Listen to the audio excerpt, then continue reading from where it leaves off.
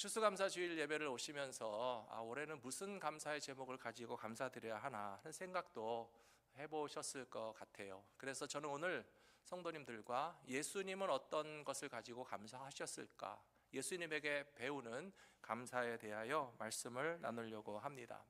첫 번째로 예수님께서는 풍성한 것들로만이 아니라 부족함 중에도 하나님께 감사할 수 있다는 것을 우리에게 가르쳐 주셨고, 그것을 통하여 주님의 풍성하심을 나눌 수 있게 하여 주셨습니다. 예수님 시대의 이스라엘 백성들의 삶은 소수의 권력자 또 부자들이 있었겠지만 대부분의 사람들은 사회적으로나 경제적으로 넉넉하지 못한 삶을 살아왔습니다. 예수님의 말씀을 읽고 묵상하면서 가만히 생각해 보면요, 예수님의 말씀이 주로 어떤 대상자들에게 선포되어졌으며 예수님의 말씀에 반응하는 사람들은 주로 어떤 사람이었는지 짐작할 수 있게 되는 부분이 많이 있습니다. 산상수훈에서 예수님께서 팔복을 말씀하셨는데요, 제일 첫 번째로 하신 말씀이 무엇입니까? 심령이 가난한 자들은 복이 있나니 천국이 저희의 것이미요 라고 말씀하셨어요. 8가지 축복을 말씀하시면서 첫 번째로 예수님의 마음에 또 듣는 사람들 대다수 가운데 공통된 상황과 조건이 있으니 가난하거나 심령이 가난하거나 그게 그거일 수도 있겠죠. 그래서 사회 경제적으로 부유하고 권력을 가지며 떵떵거리고 잘 나가는 사람들보다는 오히려 주님의 말씀이 필요하고 주님의 말씀을 기뻐 받으며 예수님의 말씀에 귀 기울이는 사람들의 공통된 특징 중에 하나는 심령이 가난한 사람들이었다라고 하는 것을 알 수가 있고요.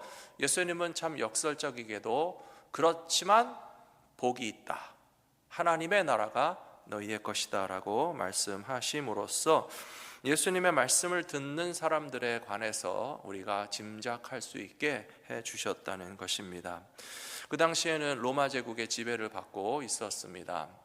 로마 제국이 칼과 창으로 다스리면서 세금도 많이 거두어 갔습니다.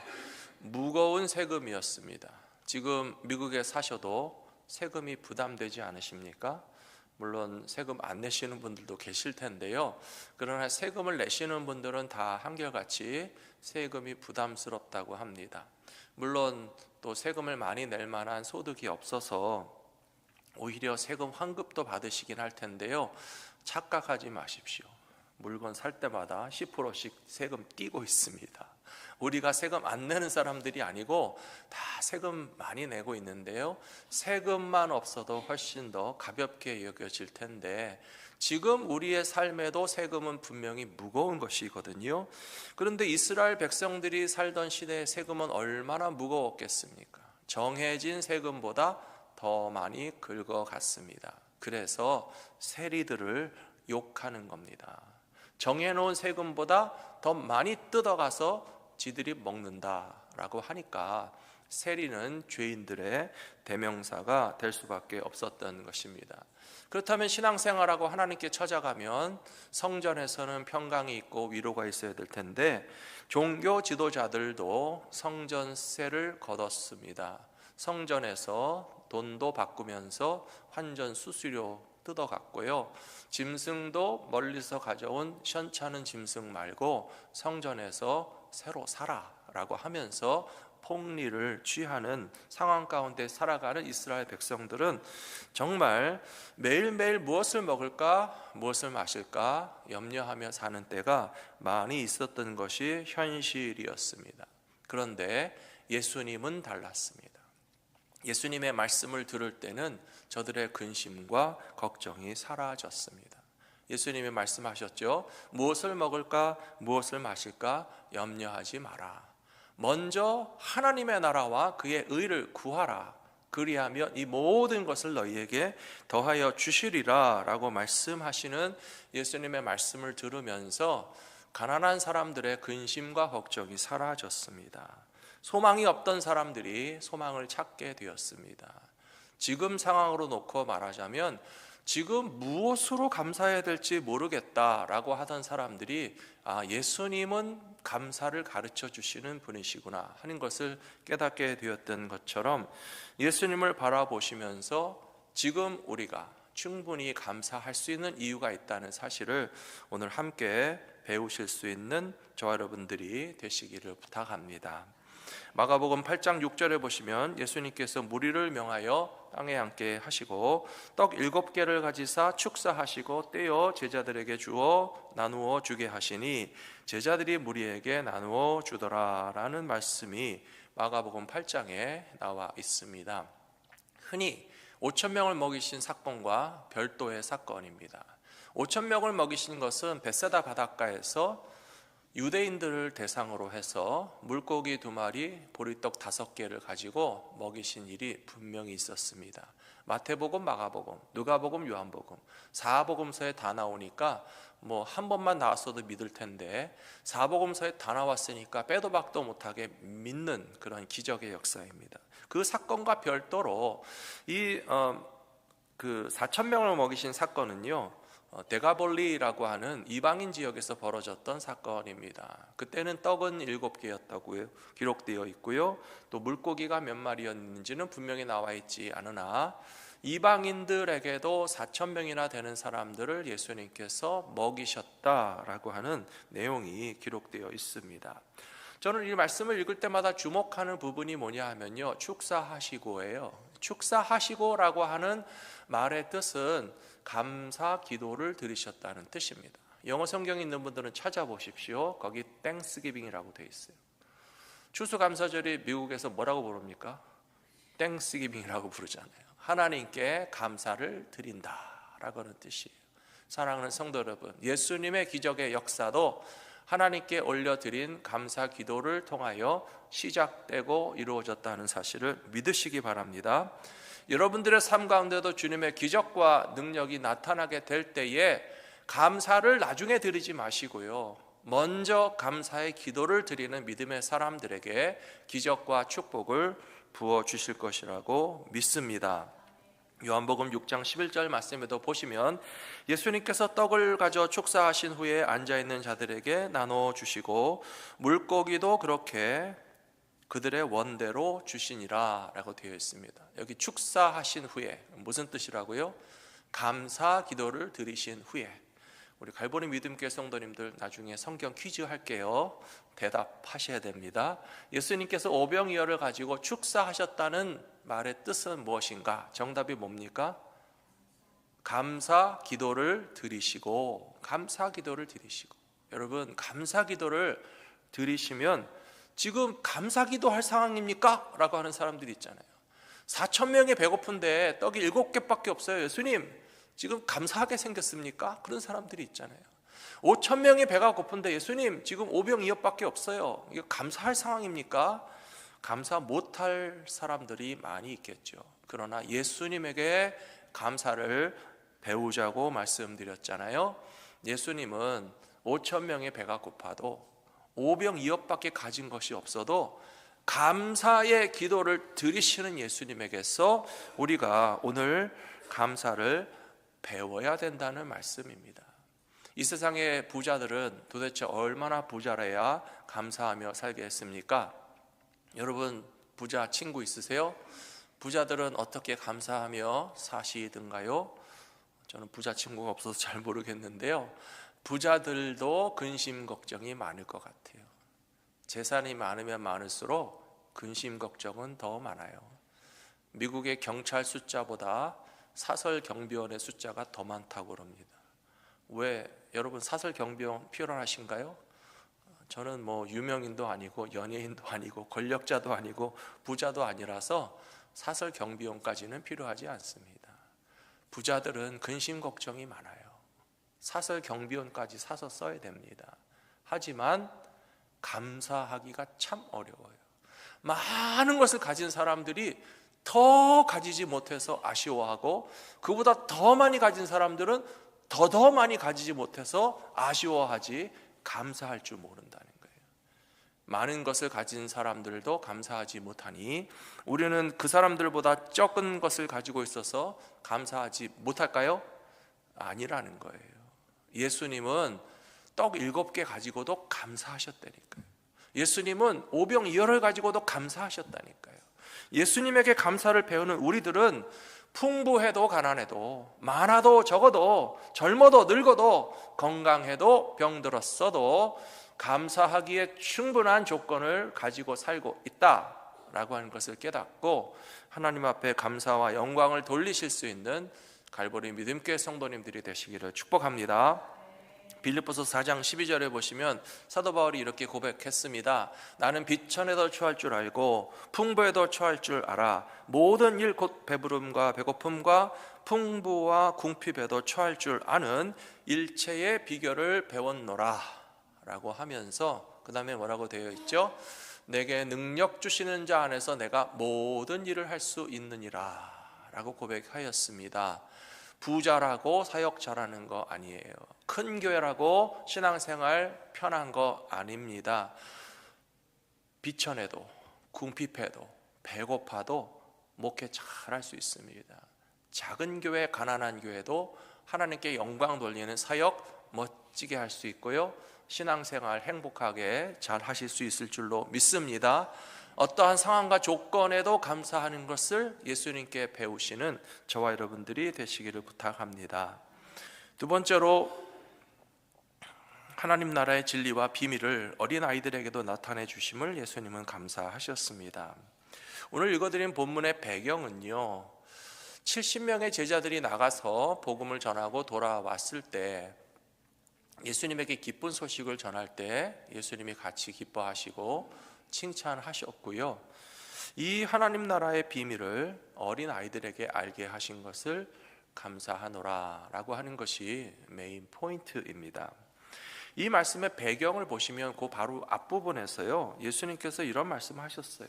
고라시나 벳세다야, 하나님의 말씀을 전하고 병든 자를 고치고 기적과 능력을 베풀었는데도 말씀을 듣고 순종하는 사람들이 별로 없다, 실망하셨어요. 또 심지어 가버나움에게도 예수님이 말씀하셨는데요, 다 동네 이름입니다. 이 동네 사람들에게 그렇게 병도 고쳐주고 말씀도 전하고 천국복음도 전하고 다 예수님이 사역을 하셨는데도 정말 주님의 말씀에 듣고 순종하여 기쁜 마음으로 따르는 사람들이 예수님 생각보다 많지 않아서 좀 아쉬우셨다라고 하는 표현을 하셨습니다. 그런데 70명이 나가서 복음 전하고 와서 보니 예수님 걱정 안 하셔도 되겠습니다. 귀신들도 예수의 이름으로 꼼짝 못하고 많은 사람들이 기쁘게 복음을 받아들이는 사람이 있으니 예수님 실망하실 필요 없겠죠?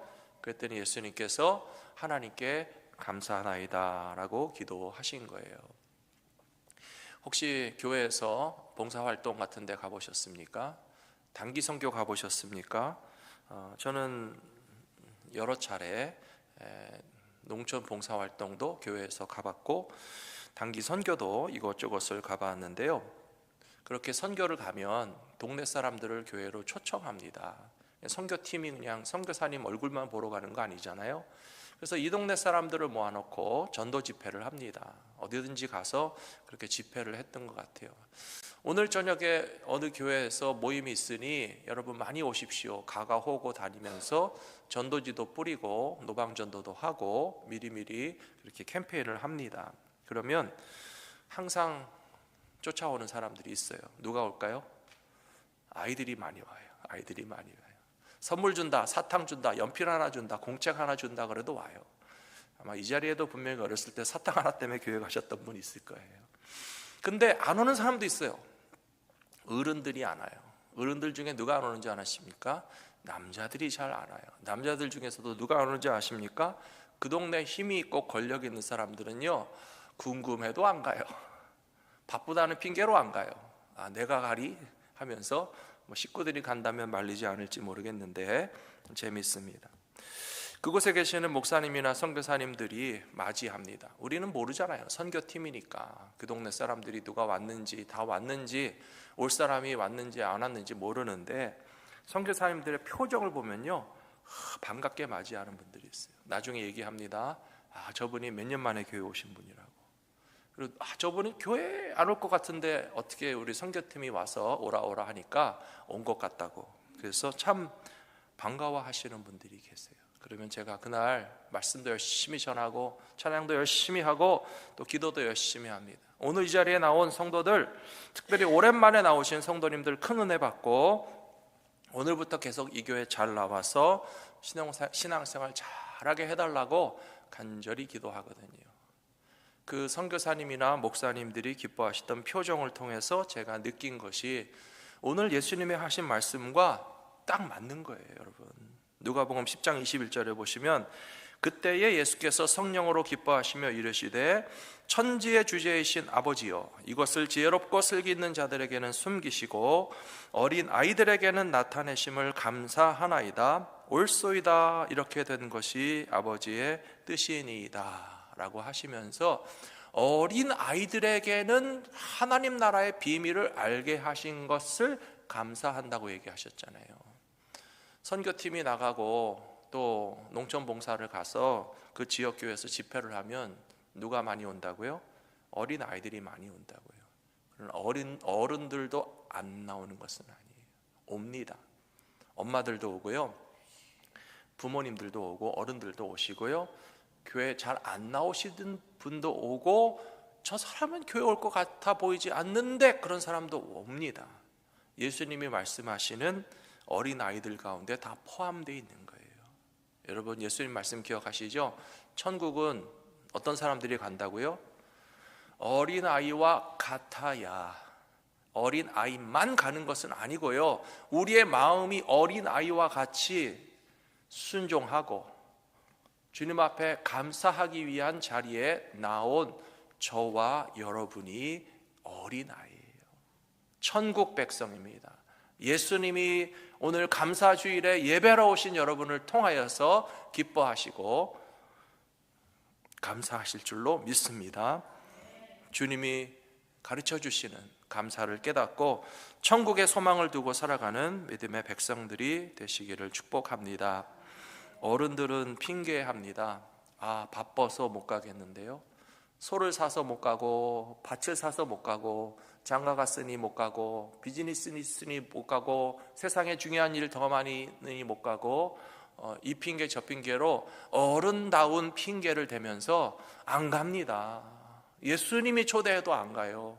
천국의 비밀을 듣는 자리로 오라 하여도 무슨 핑계를 대면서 안 가는 어른들보다는 예수님께서는 불순종하는 다수로 인하여 실망하시는 것이 아니라 순종하는 소수의 사람들로 인하여서 하나님께 감사드리셨던 것처럼 우리들도 불순종하는 사람들도 초청해야 되겠죠.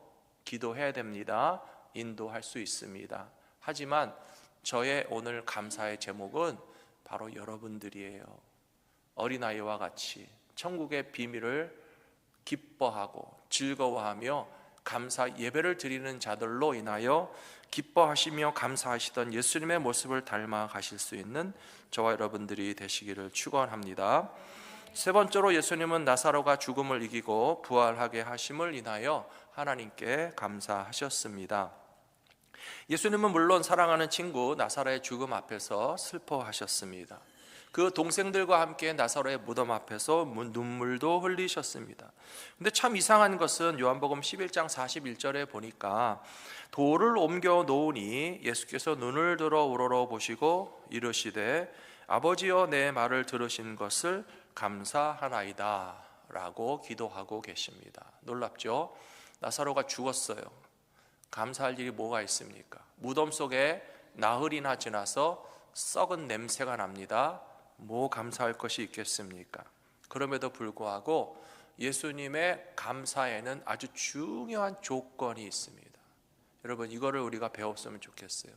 하나님을 신뢰하고 확신하는 사람들은 감사하게 될 줄로 믿습니다.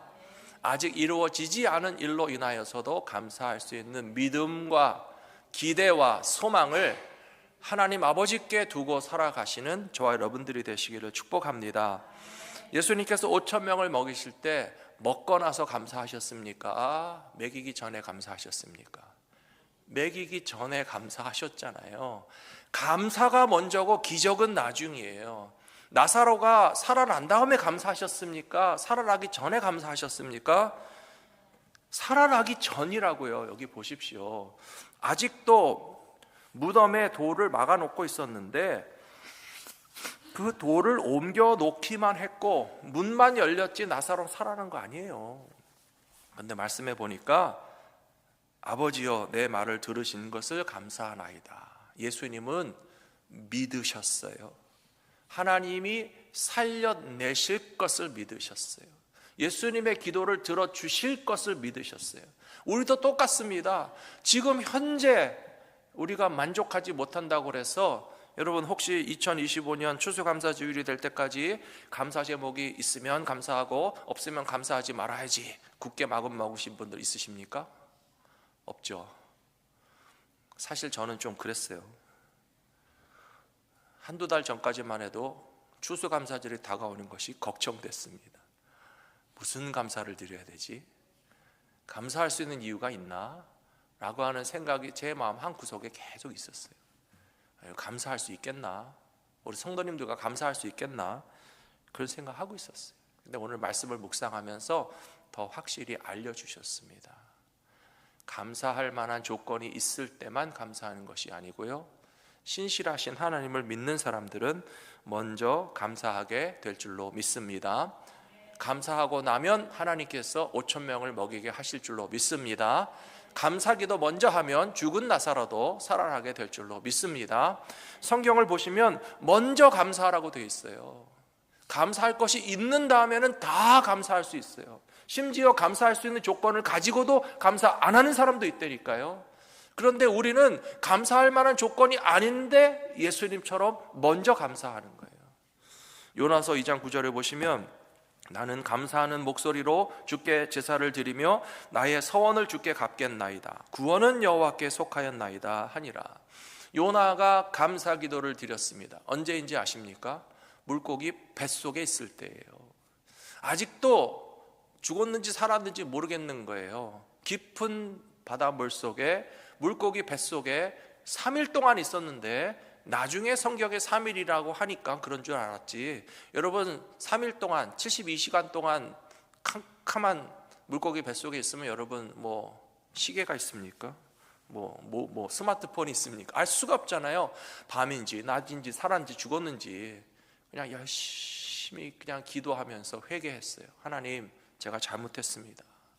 하나님의 말씀에 순종해서 죄 많은 니느웨로 가서 회개를 선포해야 되는데 그거 싫어서 도망갔던 나를 용서하시고 나를 살려만 주시면 이제 순종하겠습니다 라고 하면서 2장 9절에 보시면 물고기 뱃속에서 감사하는 목소리로 주께 예배를 드리고 나의 서원을 주께 갚겠나이다. 구원하시는 것은 하나님께 속한 일인 것을 확실히 믿습니다 라고 기도했을 때 그 다음에 물고기가 요나를 바닷가에 토해 놓은 거예요. 뭐가 먼저라고요? 감사가 먼저예요. 물고기가 토할지 소화시킬지 누가 알겠습니까? 살아나는 거는 나중이고 감사가 먼저인 줄로 믿습니다. 우리들의 삶도 마찬가지예요. 우리가 하나님께 감사할 수 있다는 사실을 깨닫고 예수님처럼 하나님의 약속을 믿고 하나님의 능력을 믿고 하나님의 신실하심을 믿고 먼저 감사의 기도를 드리는 우리들에게는 반드시 승리를 허락해 주실 것이라고 저는 믿습니다. 고린도전서 15장 57절과 58절의 말씀을 같이 읽겠습니다. 우리 주 예수 그리스도로 말미암아 우리에게 승리를 주시는 하나님께 감사하노니 그러므로 내 사랑하는 형제들아 견실하며 흔들리지 말고 항상 주의 일에 더욱 힘쓰는 자들이 되라. 이는 너희 수고가 주 안에서 헛되지 않은 줄 알미라. 아멘. 57절에서 이렇게 되어 있죠. 우리에게 승리를 주시는 하나님께 감사하노니 라고 되어 있습니다. 고린도전서 15장이 부활장이죠. 부활장의 맨 끝에 나오는 말씀이에요. 여러분 예수님은 부활하셨지만 우리는 부활했습니까? 안 했습니까? 아직 안 했어요. 죽지도 않은 사람들이 뭐 부활하려고 그래요? 예수님은 부활하셨지만 우리는 아직 부활하지 않았어요. 우리의 부활은 아직 이루어지지 않았어요. 나중 일입니다. 그런데 여기 어떻게 하고 있죠? 우리 주 예수 그리스도로 말미암아 우리에게 승리를 주시는 하나님께 먼저 감사드리고 있는 거예요. 왜 감사하죠?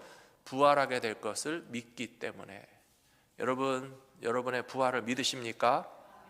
부활하게 될 것을 믿고 기다리십니까? 미리 감사하는 거예요.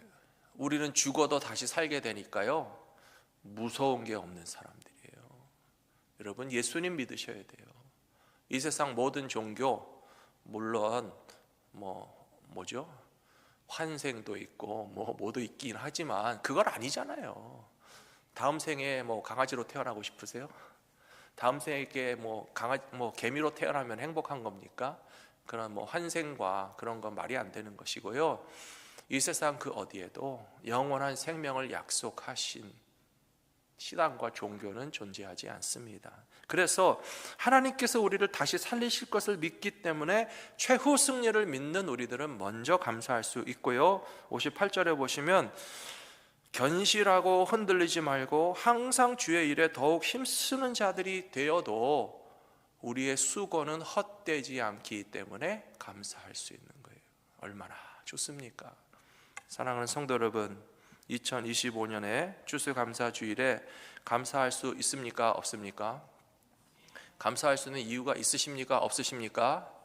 충분히 감사할 수 있는 이유들이 많이 있는 것을 기억하시면서 풍부하기 때문에만 감사할 수 있다는 것이 아니고 적은 것을 가지고도 감사할 수 있으며 하나님 나라의 비밀을 우리가 깨닫고 그 말씀에 순종하며 따라갈 수 있게 하신 것을 통하여 예수님도 감사하실 뿐만 아니라 영원한 생명과 부활을 약속해 주신 것을 기억하면서 감사로 가득한 믿음의 길을 걸어가시는 저와 여러분들이 되시기를 축복합니다.